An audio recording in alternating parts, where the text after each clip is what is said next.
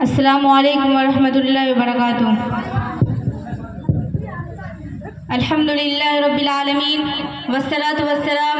علی محمد ابن عبد اللہ الامین وعلی آلہ وصحبہ اجمعین، اما بعد فقد قال اللہ تعالی فی کلامہ العزیز اعوذ باللہ من الشیطان الرجیم بسم اللہ الرحمن الرحیم فلولا نفر من كل فرقة منهم طائفة ليتفقهوا في الدين ولينذروا قومهم إذا رجعوا إليهم لعلهم يحذرون۔ صدق اللہ العظیم۔ وطن کا ذرہ ذرہ ہے یہاں اس بات پر شاہد، وطن کا ذرہ ذرہ ہے یہاں اس بات پر شاہد، مدارس کے سپوت اس ملک کے جانباز غازی ہیں۔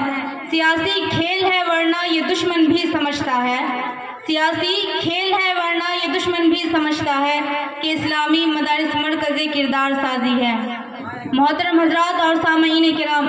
جب ہندوستان کی سرزمین پر انگریزوں کا ناپاک سایہ پڑا، پورے ملک میں فرنگیوں نے اپنا جال بچھایا، وہ اپنی شاطرانہ اور اگیارانہ چالوں سے برسر اقتدار ہوئے، ملک کے ہر خطے پر ان کا تسلط ہوا۔ انگریزوں نے باشندگان وطن کے گلے میں محکومی و غلامی کا پھندا ڈالنا شروع کیا۔ ملک کی معصوم اور پاک باز خواتین انگریزوں کی عیاشی و عیش کوشی کا شکار ہونے لگی، ان کی عفت و عصمت کی چادریں انگریزوں کی ہوس پرستی کا نشانہ بن گئی۔ انہوں نے ہندوستانیوں کے خون کو اپنے پسینے سے بھی کمتر خیال کرنا شروع کر دیا۔ تو اس وقت ہر ہندوستانی کے دل میں انگریزوں کی سفاکی و خونریزی سے رہائی اور توقع غلامی سے نجات کا جذبہ پیدا ہوا۔ ہر شخص برسر پیکار تھا اور ہر طرح کی جانی و مالی قربانی پیش کرنے کے لیے تیار۔ استقلال و حریت کی خاطر سرفروشی کی ملک گیر تحریک چلائی گئی اور ہر شخص یہ گنگناتا ہوا نظر آیا کہ سرفروشی کی تمنا اب ہمارے دل میں ہے،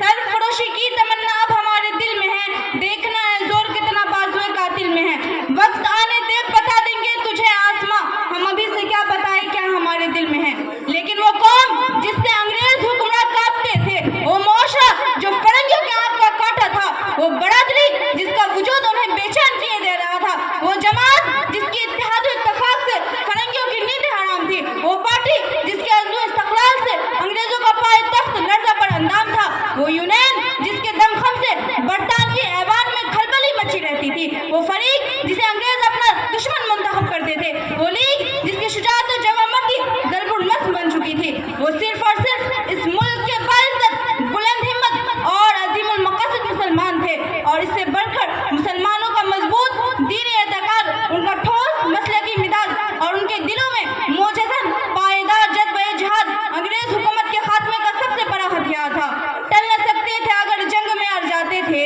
ٹل نہ سکتے تھے اگر جنگ میں اڑ جاتے تھے، پاؤں شیروں کے بھی میدان سے اکھڑ جاتے تھے، تجھ سے سرکش ہوا کوئی تو بگڑ جاتے تھے، ٹیگ کیا چیز ہے ہم توپ سے لڑ جاتے تھے۔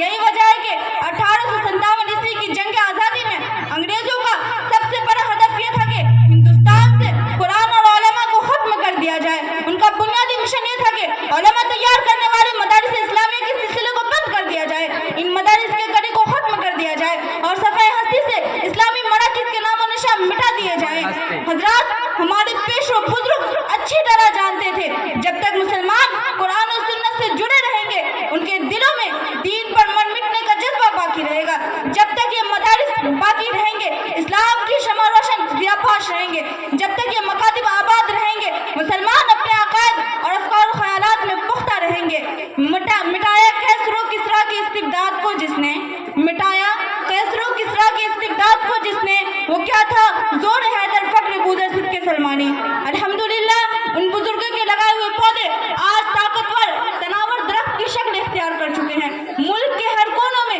ان مدارس کے فیض کا دریا رواں ہے اور یہ مدارس ہندوستان ہی نہیں بلکہ پوری دنیا کو اپنی ذیابار کینوں سے منور کر رہے ہیں۔ اگرچہ بارہا فلک نے انہیں آنکھیں دکھائی، گردش وقت نے جڑ سے اکھاڑ پھینکنے کی دھمکی دی، دشمنان اسلام نے ہر موڑ پر مخالفت کی، مگر اس مدارس کے جانباز سپوتوں نے دنیا کے ہر چیلنج کا مقابلہ کیا، وقت کی تمام طوفانی آندھیوں کا سامنا کیا اور ان مدارس کے تحفظ و بقا کی خاطر ہر طرح کی جانی و مالی قربانی پیش کی۔ علامہ اقبال نے کیا